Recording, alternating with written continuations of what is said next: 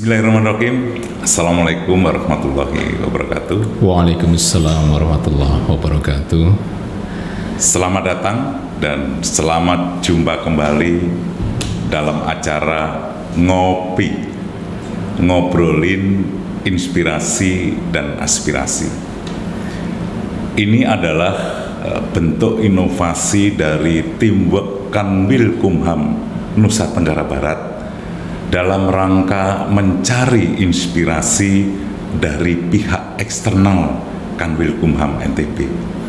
Dan seperti biasa, Kanwil Kumham NTB selalu kehadiran tamu istimewa.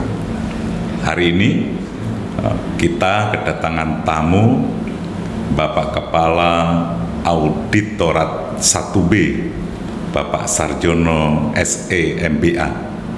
Tentu beliau adalah selaku penanggung jawab wakil penanggung jawab Badan Pemeriksa Keuangan Republik Indonesia. Assalamualaikum Bapak. Waalaikumsalam warahmatullahi wabarakatuh. Terima kasih Pak Kanwil, Pak Haris, atas sambutan yang luar biasa kepada kami dan tim selama ini. Amin. Jadi acara kita nyantai Bapak, nyantai terkait dengan kami ingin mencari inspirasi dan aspirasi dari pihak eksternal dalam rangka memberikan pelayanan yang terbaik bagi masyarakat Nusa Tenggara Barat. Yang ingin kami bahas pertama adalah kami mau cerita dulu Bapak mulai dari awal karier sampai hari ini seperti apa ceritanya. Terima kasih Pak Kanwil, Pak Haris. Pertama kami mengucapkan terima kasih yang luar biasa kepada Pak Haris atas sambutan kepada kami tim dari Badan Pemeriksa Keuangan. Kedatangan kami adalah dalam rangka pemeriksaan dengan tujuan tertentu atas belanja, baik belanja barang maupun belanja modal di lingkungan Kementerian Kumham ya. Dalam kesempatan pemeriksaan ini kami ada 3 sampling pemeriksaan Pak, ada 3 kanwil, Kanwil DKI, Kanwil Kumham Nusa Tenggara Barat, dan nanti terakhir Kanwil Kumham Sumatera Barat. Jadi ini merupakan rangkaian pemeriksaan atas nanti mendukung laporan keuangan tahun 2021 atas Kementerian Kumham. Yang kita tahu tahun 2020 kemarin ya, dari hasil pemeriksaan BPK atas laporan keuangan Kementerian Kumham kembali mendapatkan predikat wajar tanpa pengecualian. Ini kita patut bersyukur. Amin. Ini semua atas berkat kerja keras dari teman-teman Kumham. Seperti yang Pak Haris tadi minta menceritakan tentang saya, perjalanan karir. Masa kecil saya itu di Solo Pak. Tapi Solo coret sebetulnya. Di Kabupaten Sukoharjo. Cuma dari kota Kabupaten Sukoharjo itu jauh, malah lebih dekatnya ke Solo. Solo. Kami SMA di Solo. Adik kelasnya Bu Presiden Pak. Alhamdulillah. Jadi geng Solo. SMA 3 Solo. Setelah tamat dari SMA 3 kami mencoba untuk masuk sekolah kedinasan di Kementerian Keuangan di Sekolah Tinggi Akuntansi Negara tahun 87 kami menempuh di STAN di Jakarta, Jurangmangu sih sebetulnya, tepatnya di Pondok Aren itu, Pondok Aren selama 1 tahun di situ, kemudian pindah tingkat 2-nya di Purnawarman di Kebayoran Baru selama 2 tahun. Selesai di situ, kami penempatan di Badan Pemeriksa Keuangan tahun 90. Jadi nyari sekolah gratisan Pak. Nyari sekolah gratisan. Sekolah gratis tapi kualitas hasilnya biasa. Dulu kami tidak membayangkan. Saat lulus SMA, tujuan utama kami adalah kedokteran. Karena dulu di A2 Pak, kalau masih ingat dulu. A2 jurusan biologi, kedokteran, sebetulnya masuk kedokteran UGM, tapi karena mengingat kedokteran waktu itu biayanya besar banget. Waduh, sementara dari desa gitu kan, kayaknya ini nggak bisa nguber nih kalau sampai tamat kedokteran. Cari alternatif lain ke Jakarta, cari sekolah gratisan. Alhamdulillah diterima di STAN. Sekolah gratis malah dapat gaji. Luar biasa. Dapat gaji, akhirnya penempatan di BPK. Kenapa milih di BPK? Sebetulnya waktu itu lulusan STAN itu ada paling banyak di BPKP Pak. BPKP, kemudian Kementerian Keuangan. Betul. Kementerian Keuangan. Kementerian Keuangan bisa di pajak, bisa di irjennya waktu itu. Nah kebanyakan di pajak sama di BPKP. Kenapa saya milih di BPK? Sebenarnya BPK waktu itu masih minoritas Pak. Dari lulusan kami STAN sekitar 400-500 orang, BPK itu hanya 30 orang yang diambil. Hanya 30 orang. Pertimbangan utamanya karena di Jakarta. BPK pasti di Jakarta. Sedangkan kalau BPKP atau pajak itu tersebar di seluruh Indonesia. Seluruh Indonesia dan alhamdulillah diterima di BPK di Jakarta. Selama berkarir di BPK, pertamanya kami membidangi pemeriksaan di Kementerian PU Pak. Lama sekali, hampir 15 tahun. Kemudian udah ngelontok bener nih terkait dengan konstruksi infrastruktur ya Pak, baik infrastruktur Bina Marga, pengairan, Cipta Karya, itu mainan sehari-hari. Yang saya sampaikan ke Pak Kakanudin waktu ke Poso itu meriksa Bina Marga Pak. Luar biasa. Bina Marga. Kemudian setelah di PU kami lanjut S1, kami di STAN itu D3 Pak, D3 STAN, kemudian lanjut S1 di UI, kemudian lanjut S2-nya di ITB. Jadi macam-macam. Bandung. Ini kok BPK di ITB. Tapi itu sekolah gratisan semuanya Pak. Kita nyari yang gratis-gratis saja. Tapi ternyata yang gratis itu lebih diperhatikan oleh kantor gitu loh. Iya. Kalau sekolah sendiri malah nggak terlalu diperhatikan. Karena perjuangannya lebih berat. Karena kantor merasa sudah berinvestasi gitu loh, lebih diperhatikan. Kemudian kami membidangi pemeriksaan PU selama 15 tahun, pindah ke Kementerian Kehutanan. Kehutanan hampir 7 tahun. Kami eselon 4-nya membidangi kehutanan, eselon 3-nya kehutanan. Kemudian biar ada pengalaman lain, pimpinan menghendaki untuk jadi kepala diklat BPK di Makassar Pak. Tahun 2012-2013 di Makassar. Kami itu punya dulu namanya Pusdiklat, sekarang udah jadi eselon 1 Badan Diklat. Dulu kita masih hanya 3 balai diklat, Jogja, Makassar, dan Medan. Kebetulan kami ditunjuk untuk jadi kepala balai diklat di Makassar, itu untuk wilayah Indonesia Timur Pak. Jadi teman-teman perwakilan, BPK perwakilan yang ingin belajar ya itu di Makassar. Kami dipercaya 2 tahun di situ, kemudian dipindah ke Biro SDM. Biro SDM selama 2 tahun, kemudian kebutuhan organisasi masuk lagi ke teknis. Teknis jadi kepala sub auditorat namanya Pak. Kepala sub auditorat eselon 3, membidangi pemeriksaan kejaksaan dan KPK.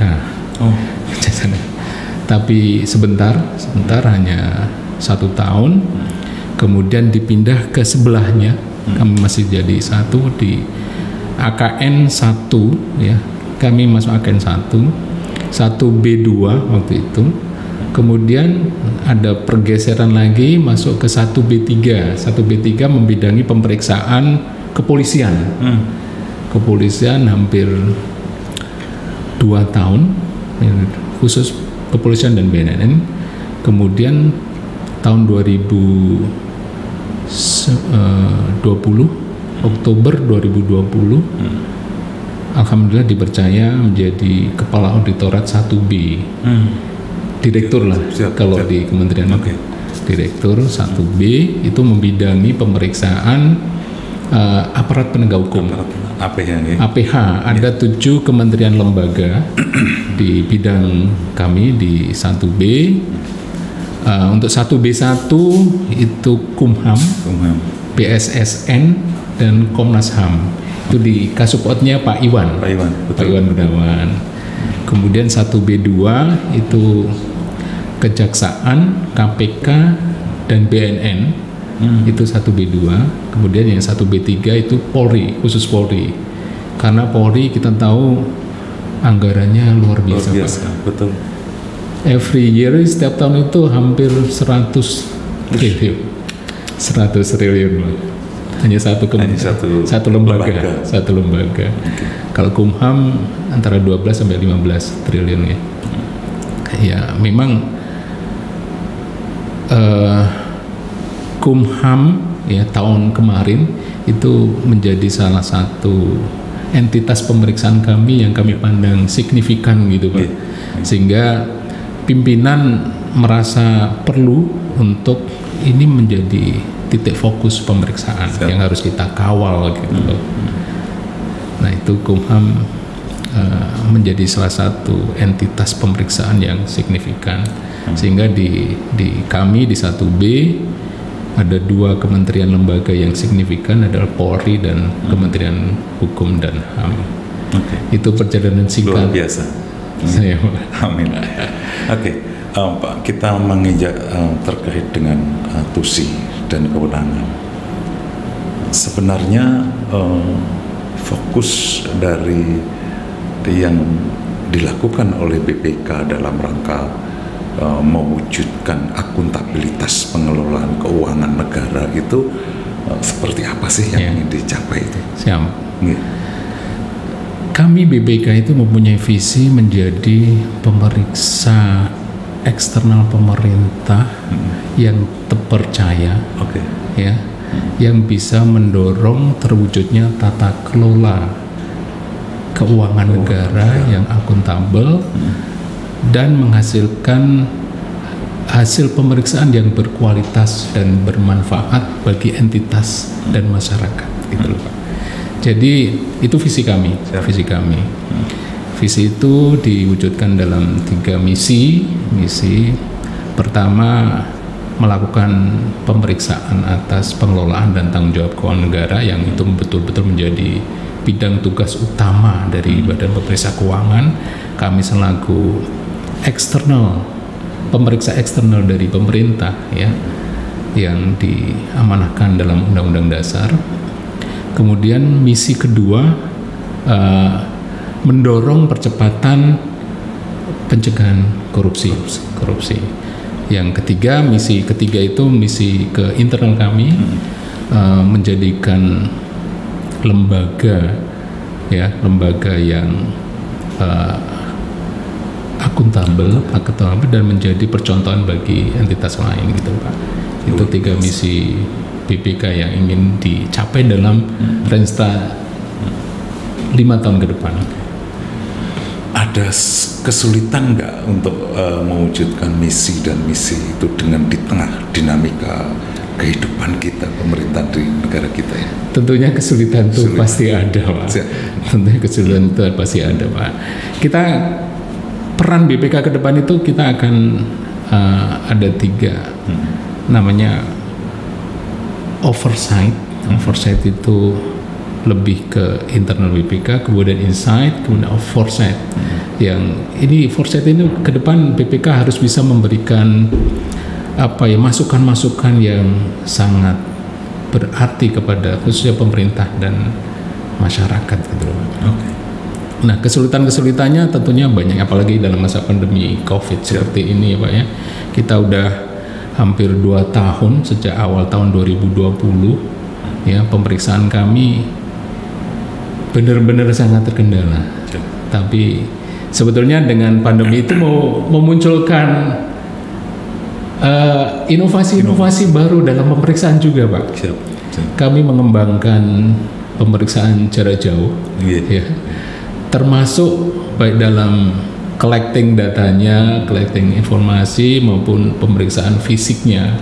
Tapi tentunya pemeriksaan jarak jauh itu banyak kekurangannya, Pak Kakanwil, banyak kekurangannya. Ya paling efektif tentunya ya tatap muka, karena kita bisa menggali informasi secara langsung kepada teman-teman entitas gitu Pak ya. Kemudian kita bisa on the spot untuk observasi, untuk pengujian cek fisik di lapangan itu ya harus datang. Makanya kedatangan kami di Kanwil Kumham NTB pun dalam rangka seperti itu. Sebenarnya tujuan utama pemeriksaan bukan untuk mencari kesalahan, bukan untuk mencari penyimpangan. Tujuannya adalah untuk pembenahan ke depan Pak. Kita ada 3 jenis pemeriksaan ya, 3 jenis pemeriksaan atas laporan keuangan yang ini amanah setiap tahun harus kami lakukan, dan kami mengalami itu. Ini biasanya kami lakukan di awal tahun, tahun. Karena Kumham termasuk salah satu entitas yang besar. Kita mencuri start. Biasanya mencuri start dengan melakukan pemeriksaan PDTT sekarang dan pemeriksaan interim nanti. Pemeriksaan interim. Nah, kemudian itu tujuan utamanya adalah untuk memberikan pendapat atau opini atas kewajaran penyajian laporan keuangan. Ya. Kemudian pemeriksaan yang kedua yang sebetulnya ini ke depan akan kita lebih perbanyak porsi pemeriksaannya adalah pemeriksaan kinerja. Pemeriksaan kinerja yang tujuan utamanya itu adalah untuk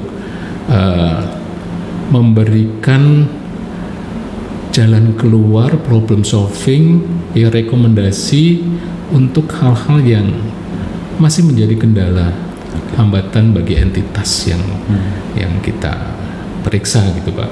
Nah, kalau di dalam pemeriksaan kinerja BPK itu sebetulnya malah lebih berperan sebagai konsultan gitu.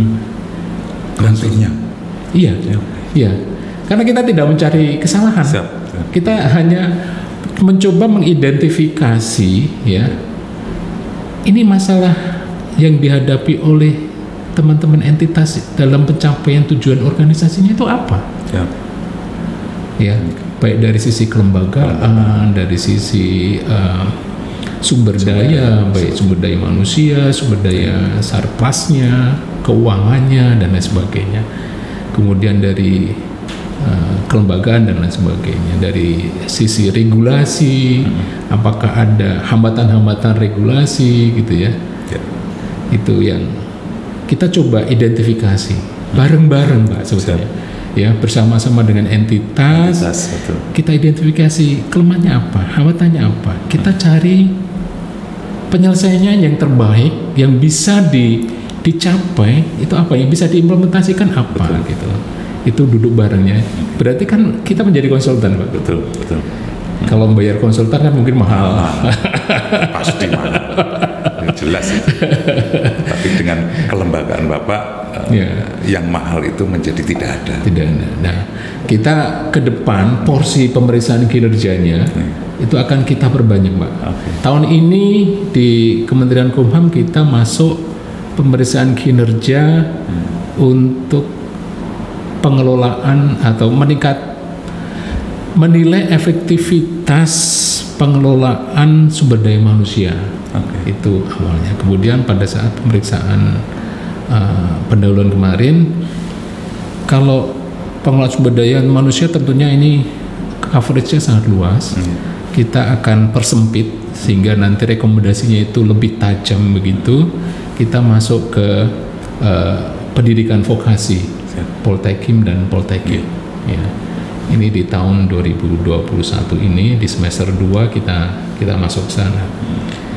Itu ke depan kita akan banyak ke sana, Pak, ke pemeriksaan kinerja. Makanya nanti kalau misalnya Pak Haris ya, ada kedatangan sampling untuk pemeriksaan kinerja, tolong disambut dengan hangat itu. Alhamdulillah, pasti. Terima kasih Pak Sarjono. Kemudian yang jenis pemeriksaan ketiga, pemeriksaan dengan tujuan tertentu. Ya, ini sebetulnya ini kita lakukan itu bentuknya bisa investigatif, bisa perhitungan kerugian negara. Ini biasanya minta oleh teman-teman APH, baik dari kepolisian, KPK maupun dari kejaksaan gitu ya. Pendalaman itu lebih dalam lagi. Kemudian yang ketiga di PDTT itu ada pemeriksaan kepatuhan terhadap peraturan perundang-undangan. Nah, ini yang kami sedang lakukan di sekarang ini di Kanwilkumham. Semoga pengelolaan di khususnya belanja barang dan belanja modal di Kanwilkumham Nusa Tenggara Barat, kami tidak menemukan hal yang signifikan gitu ya. Luar biasa. Mudah-mudahan. Semoga saja, Pak. Insya Allah, Pak. Berarti memang pengelolaannya sudah bagus gitu. Itu kira-kira Pak Kakanwil. Pemirsa, dari obrolan pada hari ini sangat luar biasa. Kita mendapatkan 3 inspirasi bagi tim Kanwilkumham NTB yang bisa dijadikan motivasi untuk ke depan lebih baik lagi. Yang pertama, bagaimana beliau menggambarkan tentang riwayat beliau sampai menduduki jabatan yang sekarang, bahwa beliau mempunyai komitmen yang tinggi untuk menjadi yang terbaik. Ini motivasi yang sangat luar biasa yang bisa kita ambil dari Pak Sarjono. Yang kedua, bagaimana kelembagaan Badan Pemeriksa Keuangan ini ingin atau memiliki sebuah visi yang sangat luar biasa, menjadi yang terpercaya. Menjadi yang terpercaya itu berarti bahwa apapun yang dilakukan oleh lembaga dalam hal ini Badan Pemeriksa Keuangan ini, pasti bentuk-bentuk kegiatannya adalah memberikan pelayanan yang terbaik bagi pengguna layanan. Harus mendapatkan kriteria dipercayai. Yang ketiga adalah bahwa di dalam kesulitan itu pasti muncul ide, gagasan yang terbaik dalam rangka mengurai segala kesulitan itu. Adalah inovasi. Maka ketiga hal tersebut, komitmen individu untuk menjadi yang terbaik, kita harus menjadikan institusi kita Kanwilkumham Nusa Tenggara Barat itu dipercaya oleh masyarakat Nusa Tenggara Barat. Pasti ujungnya, endingnya adalah pelayanan kita harus yang terbaik. Yang ketiga adalah di suasana pandemi COVID-19 yang saat ini juga masih berlangsung dan kita semua merasakan itu, kita harus memiliki ide, gagasan agar seluruh masyarakat Nusa Tenggara Barat tetap terlayani dengan baik. Inovasi. Terima kasih. Assalamualaikum warahmatullahi wabarakatuh. Waalaikumsalam warahmatullahi wabarakatuh. Terima kasih. Terima kasih Pak Kakanwil atas sambutan yang luar biasa.